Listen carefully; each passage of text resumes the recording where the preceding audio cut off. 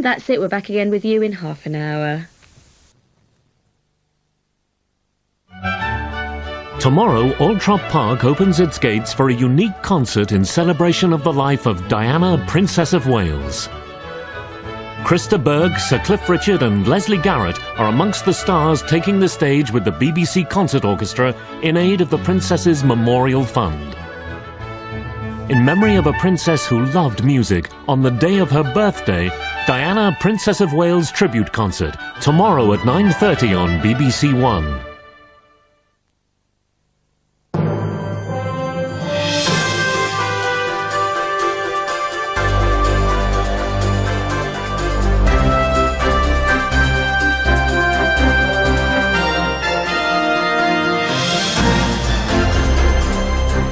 Good morning and welcome to the BBC's Breakfast News with Justin Webb and Emma Howard. Good morning. The main stories this morning. The Ulster Unionist leader David Trimble meets the RUC Chief Constable today to voice his concern about the rerouting of the Orange Order march at Drumcree.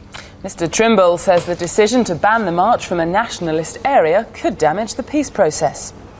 In Saint-Étienne, it's don't mention the R word. Revenge isn't the issue, just righting the wrong, as England prepare to meet Argentina in their first World Cup fixture since the 1986 defeat by Maradona and the Hand of God.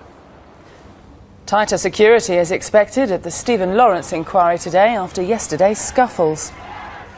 Also in the programme, as the NHS reaches its 50th birthday, a special report on how it all began and where it goes now.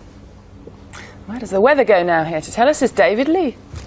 Thank you very much, Emma. Well, across Scotland we have some grey weather, but some bright weather developing across the south. In the east it's bright now, but some showers are going to develop. But across many western parts, including Wales, some parts of Northern Ireland, it'll stay dry, I think, all day with some sunshine. Back to Justin. David, thanks. Tony Blair and his Irish counterpart Bertie Ahern will hold talks about developments in Northern Ireland this morning, including the controversial decision to reroute the Orange March at Drumcree this weekend. The leader of the Ulster Unionists, David Trimble, will also raise the issue with the Chief Constable of the RUC. Today's meeting in Frankfurt will be brief. The two Prime Ministers have only about half an hour free before they have to attend the launch of the European Central Bank.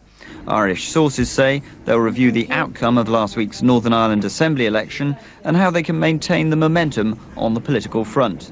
They'll also examine how they can overcome the difficult problems presented by the parading issue. In Belfast, David Trimble meets the RUC Chief Constable Ronnie Flanagan to discuss yesterday's ruling stopping Orangemen completing their Drumcree parade.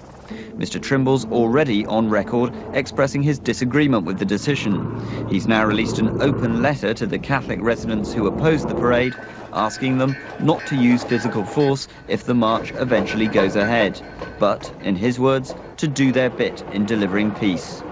Mark Devonport, BBC News, Belfast. Mark joins us live now from our Belfast studio. Morning again, Mark. Good morning. Are the two governments going to have a joint line then that they can stick to throughout whatever happens?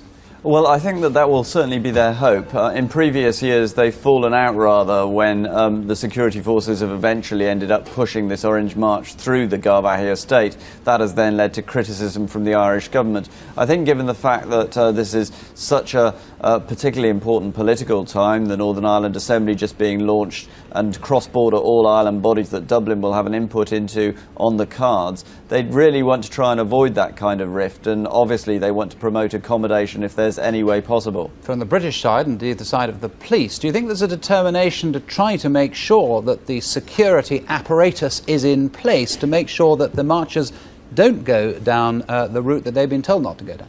Well, we've already seen that 1,000 extra soldiers have been flown into Northern Ireland, and that's obviously because they envisage that there will be a large security operation. Presumably, the RUC Chief Constable would initially, at any rate, try and enforce this ruling by the Parades Commission. The police have tried to do so on all previous occasions that the Commission has ruled. That said, I think what we'll be seeing in terms of the political meeting today between the Prime Ministers is their hope in terms of casting around that somehow still a compromise can be reached. Just very briefly, Mark, what role is Mr Trimble playing in all this? Mr Trimble obviously is the local MP. He's an Orangeman. He's having to rebuild some of his links with the Orange Order, but he has just recently now written to the residents of the Garvahi estate, essentially saying that the peace process is a business of quid pro quos, that people on the unionist side have had to swallow things they find distasteful, like prisoner releases, and maybe the Garvahi residents ought to put up with this march for 20 minutes. Mark Davenport in Belfast, thank you. There was trouble in St Etienne last night on the eve of England's World Cup match against Argentina. Well, that was last night, and now the main focus is on the match itself. Rob Bonnet is at the stadium. Good morning again, Rob. Yes, good morning again, Emma. Welcome to the Geoffroy Guichard Stadium in St Etienne. Now, thousands of England fans, of course, have already arrived in St Etienne. Many of them still without tickets, hoping to buy them. There are, of course, security considerations too, and riot police had to break up scuffles involving England fans and locals last night. Paul Newman reports for you now. The skirmishes broke out close to the town square of St Etienne, where a large crowd had been watching last night's match on the giant screen. The bars closed at 11 o'clock, and within minutes a series of scuffles broke out as people charged up and down the main street. One English fan was attacked as he was caught up in the melee. Dozens of riot police were deployed and made a number of arrests, but the nationality of those taken into custody isn't known. English police spotters, who are helping their French counterparts to identify known troublemakers, were seen to be checking faces in the crowd. But a senior police source said it appeared the disturbances involved mainly local youths. There are 1,500 police officers on duty here for England's match against Argentina tonight, and after the overnight events, the authorities may reconsider their decision to serve alcohol throughout the day. Paul Newman, BBC News, St Etienne. And it's live now to Paul Newman in the city centre of St Etienne. Good morning again to you, Paul. Minor scuffles, we're saying, that just about sums it up. Not nearly as bad as what happened in Marseille, of course.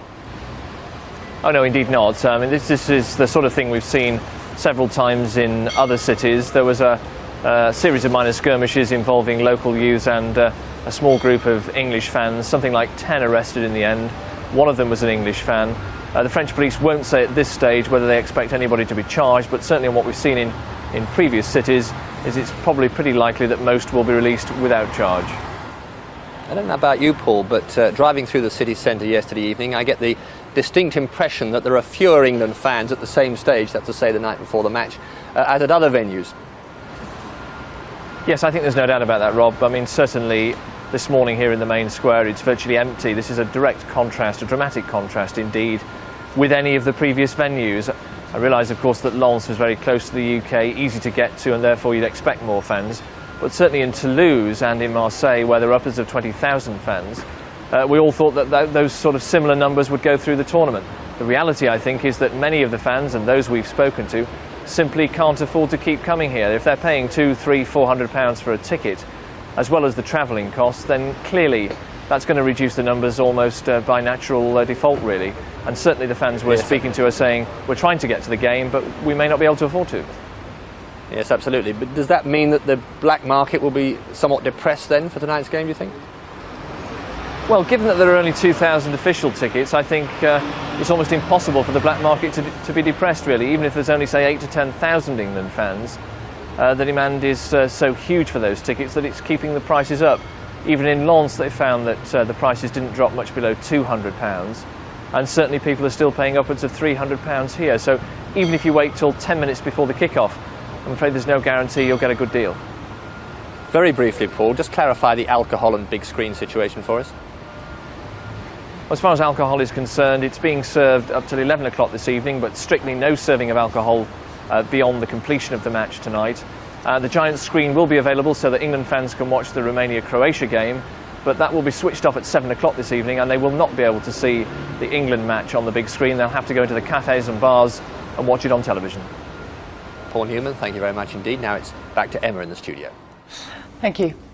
Now, the inquiry into the death of the teenager Stephen Lawrence will continue today, with 2 more of the 5 men suspected of involvement in his death due to give evidence. The Lawrence family have appealed for calm following scuffles yesterday. Our legal affairs correspondent, Joshua Rosenberg, is at the inquiry in South London. Good morning, Joshua. Good morning. Tell us what's likely to happen today, because we saw some pretty ugly scenes yesterday. Are we likely to see those repeated? Well, everybody hopes not. If you look across the road behind me, you probably can't see, but there's a bus there. But behind that bus, there are rather more police officers than there were this time yesterday morning. This, of course, is a very public inquiry, and the public are going to be allowed in. There have already been quite a lot of members of the Nation of Islam, the group whose leaders were apparently responsible for the protests yesterday, but equally they were allowed into the inquiry. You see pictures of them there complaining that not enough members of the public were allowed in, and CS spray was used, upsetting a member of the media there. But nevertheless, yesterday afternoon was perfectly calm, and everybody is going to ensure that the public are allowed in, but they are hoping for calm. And Joshua, what more are we likely to hear from the two men who take the stand today? Because three men took the stand yesterday, but they were quite monosyllabic in their answers, weren't they? We didn't get a lot from them. That's absolutely right, and I don't suppose today is going to be very different. We might hear a little bit more from David Norris, then we should hear from Luke Knight and Gary Dobson, the remaining members of the five suspects who at one time or another were charged with killing Stephen Lawrence. They did say they wanted to help the inquiry, but equally they were pretty monosyllabic. There we have pictures of them arriving yesterday. They'll be arriving here, or at least three of them I suppose will be arriving here within the next hour. They arrived fairly peacefully yesterday, but they left with rather more scuffles. The police aren't going out of their way to give them any more help than is necessary. They're not being given a police escort or anything like that, but nevertheless the police are there to ensure that they do get in safely, and that's what we presume will happen within the next hour, and we'll see whether anything can be said. They've all denied that they're racist, they've all denied that they're violent. The whole point of this inquiry is to look into the police investigation and whether the police should have taken steps earlier if they were known to be racist and known to be violent. They have, of course, denied this, but it's up to the inquiry whether they believe what these witnesses have said. Well, Joshua, as you say, we will wait and see what comes out of today. Thank you. Tony Blair is expected to speak warmly about the prospects for the European single currency at the launch of the new European Central Bank in Frankfurt this morning. The bank will set interest rates for the single currency from next January. Although Britain is not joining immediately, there are signs that Labour's less abrasive approach has won it more influence at the bank than was originally thought. The European Central Bank skyscraper dominates Frankfurt, just as the powerful institution soon hopes to stamp its mark on the continent's economy. The bank will set interest rates across the monetary union from next January, and there have been fears that Britain will struggle to make its voice heard. There'll be plenty of music at today's ceremony to launch the bank, and many speeches too. The bank's senior officials and other EU leaders will hear Tony Blair wishing their ambitious project well. Even though Britain isn't joining the single currency, the government's warm tone on Europe may now win it much more influence than originally thought. Britain is no longer the one odd country which tries to obstruct developments, but it is very constructive. And I hear many people saying that, well, actually, it would be very good to have Britain in because of that input.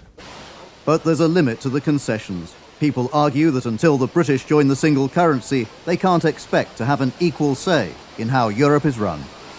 The rest of Europe is keen to encourage Britain.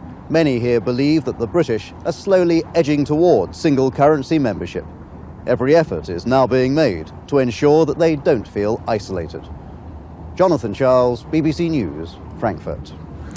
In Kosovo, Serbian civilians have joined the security forces in an operation to regain control of a mining region just north of the capital, Pristina. The Kosovo Liberation Army had taken the area a week ago and claimed a propaganda victory over what they called the demoralised Serbian forces.